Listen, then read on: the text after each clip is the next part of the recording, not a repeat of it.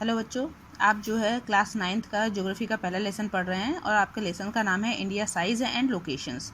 तो सबसे पहले हम इसमें लोकेशन पढ़ेंगे इंडिया के बारे में, और इसको समझने के लिए हम सबसे पहले ग्लोब के बारे में पढ़ते हैं। देखिए, जैसे आप मान लीजिए ये ग्लोब है आपका, ठीक है। और आप लोगों ने अक्सर देखा होगा कि ग्लोब में एक बीचों बीच रेखा काटती हुई नजर आती है, एक इमेजिनरी लाइन है जिसे हम कहते हैं, उसका नाम है क्या, इक्वेटर। और हमारा जो इंडिया है वो कहाँ पे लोकेटेड है, वो हमारे नॉर्दर्न हेमिस्फीयर में है, जो कि आपके इक्वेटर के ऊपर अपर पार्ट में आता है, ठीक है। अब इस लोकेशंस को अगर हम लॉन्गिट्यूड और लैटिट्यूड के अकॉर्डिंग समझेंगे तो हम कुछ इस प्रकार से समझेंगे। देखिए कि भारत जो है वो लैटिट्यूड के अकॉर्डिंग 37 डिग्री 6 मिनट नॉर्थ से लेके 84 डिग्री 4 मिनट नॉर्थ लैटिट्यूड के अंतर्गत जो है वो मौजूद है, स्थित है। और लॉन्गिट्यूड में ये 68 डिग्री 7 मिनट ईस्ट से लेके 97.25 डिग्री 97.25 मिनट ईस्ट लॉन्गिट्यूड के अंतर्गत जो है वो स्थित है, ठीक ना। ये आपका लॉन्गिट्यूड हो गया। और इसके अलावा आप लोग जैसे कुछ बच्चे होते हैं जो लॉन्गिट्यूड और लैटिट्यूड को लेके कंफ्यूज हो जाते हैं, तो उसको मैं क्लियर कर दूं कि जितने भी हम ग्लोब में देखते हैं, जो आपकी ये सीधी रेखाएं जो होती हैं, मतलब ये सीधी समतल जो रेखाएं हैं, जो लेटी हुई रेखाएं दिखाई देती हैं, उसको हम क्या कहते हैं, वो लैटिट्यूड कहलाता है। और जो हमारी सीधी खड़ी रेखाएं होती हैं वो क्या कहलाती हैं, लॉन्गिट्यूड, ठीक है। अब आपको इससे कोई कन्फ्यूजन नहीं होना चाहिए, सीधी सी बात है। लेटी हुई जो रेखाएं होंगी वो लैटिट्यूड कहलाएगा, जो सीधी खड़ी रेखाएं होंगी वो आपकी क्या कहलाएंगी, लॉन्गिट्यूड कहलाएंगी। अब ऐसे ही एक बहुत ही फेमस लैटिट्यूड है जिसे हम ट्रॉपिक ऑफ कैंसर कहते हैं, आप इसको अच्छे से जान ही रहे हैं। ये जो है बिल्कुल भारत के बीचों बीच से गुजरती हुई रेखा होती है, ठीक। भारत के में हम फिर यहाँ आते हैं नीचे मैप की ओर। यहाँ देखेंगे कि भारत के साउदर्न साइड में आप देखेंगे तो एक साइड यानी कि वेस्टर्न पार्ट में आपका क्या है, अरेबियन सी है, और ईस्टर्न एरिया में आपका क्या है, बे ऑफ बंगाल है। वेस्ट अरेबियन सी में आपका क्या है, लक्षद्वीप आइलैंड जो है वो लोकेटेड है, और बे ऑफ बंगाल साइड में आपका क्या है, Andaman and Nicobar island located है, ठीक है। ये इतनी सिंपल चीज़ें हैं जो आप लोगों ने पहले भी पढ़ी हुई है और आप बिल्कुल इसे अच्छे से फेमिलियर भी हैं, आपने पिछले क्लासेस में भी इसको पढ़ा है। अब इसके आगे हम नेक्स्ट वीडियो में। हाँ तो बच्चों, अभी हमने पहले पार्ट में इसके देखा कि भारत का लोकेशन के बारे में हमने पढ़ा था। अब हम आते हैं साइज़ पे, ठीक है। तो जैसे आप लोगों ने इसके बारे में छोटी छोटी जो चीज़ें पढ़ी, इसको हम लोग बहुत पहले से जान ही रहे हैं। लेकिन हम लोग देखिए अक्सर सुनते हैं ना कि भारत मतलब कहा जाता है कि भारत जो है बहुत ही विशाल देश है, बहुत बड़ा देश है। तो क्या आपको पता है ये भारत का टोटल साइज़ क्या है, मतलब कि टोटल एरिया क्या है? नहीं पता होगा आपको, मैं आपको बता देती हूँ। तो भारत का जो टोटल एरिया है वो कितना है, 3.28 मिलियन स्क्वायर किलोमीटर। जी हाँ, ये 3.28 मिलियन स्क्वायर किलोमीटर है, जो कि वर्ल्ड के टोटल एरिया का 2.4% आता है, ठीक है।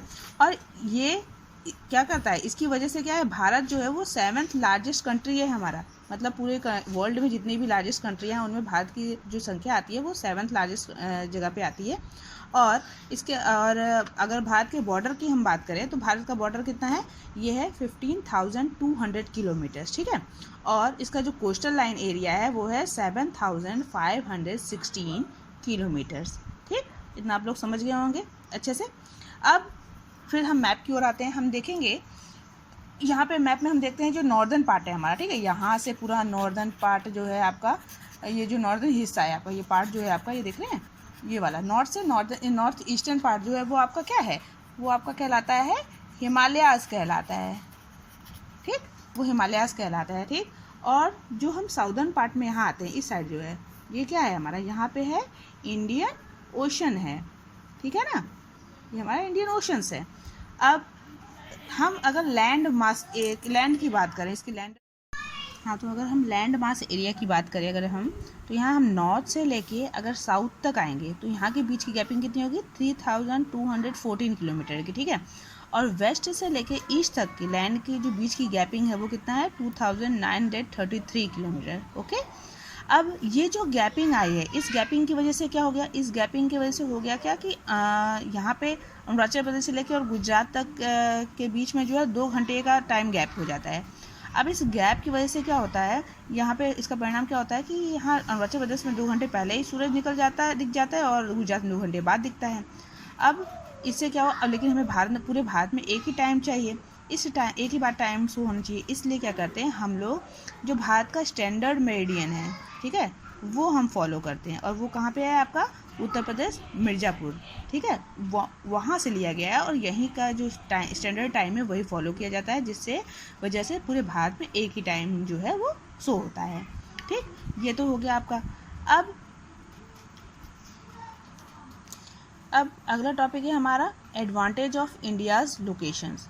ठीक है, इसमें क्या है, एडवांटेज क्या है, जैसे सबसे पहला एडवांटेज तो यही है कि ये बिल्कुल सेंटर ऑफ एशिया के बिल्कुल सेंटर में है। ठीक, और इंडियन ओशन में ये एक ऐसा कंट्री है जिसका सबसे ज़्यादा लार्जेस्ट कोस्टल लाइन है जो इंडियन ओशन में एग्जिस्ट करता है। ठीक, इसका जो शेप है वो डेक्कन पेनिनसुला टाइप का है, जिसकी वजह से हमें और भी एडवांटेज मिलती हैं। जैसे एडवांटेज क्या है कि जो वेस्टर्न कोस्ट है हमारा, वहाँ से हमारी बहुत ही अच्छी कनेक्टिविटी हो जाती है आपके यूरोप से, अफ्रीका से, वेस्टर्न एशियाई अन्य कंट्रीज़ से।